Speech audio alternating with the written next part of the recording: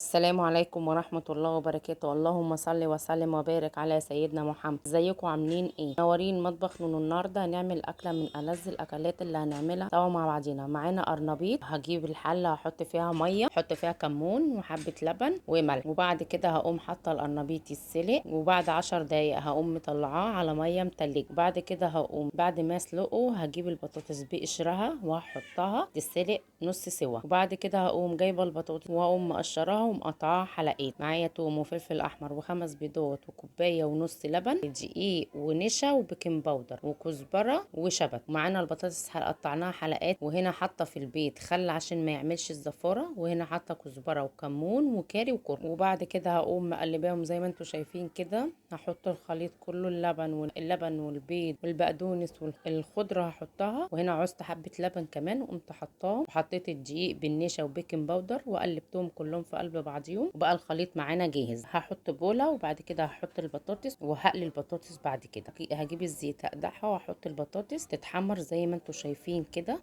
اللهم بارك، كان طعمها تحفه وجميله. جربوها بالطريقه دي مش هتندموا. بعد ما هقليها هطلعها وهقوم حاطه القرنبيط، حمر القرنبيط زي ما انتم شايفين كده على الاربع جوانب بتوعه، وبعد كده هقوم مطلعه القرنبيط. ما تنسوش تعملوا لي لايك وشير وسبسكرايب وتقولوا لي متابعيني من انهي بلد، ويا ريت تشاركوا الفيديو عشان الكل يستفيد. كده بعد ما خلصنا وصفتنا بتاعه النهارده، وده الشكل النهائي لاكلتنا. اتمنى تجربوها وتقولوا لي رايكم في ايه الكومنتات، ولا حابين نعمل لكم اي نوع وصفه انتوا عايزينها قولوا لي في ايه الكومنتات. السلام عليكم ورحمه الله وبركاته.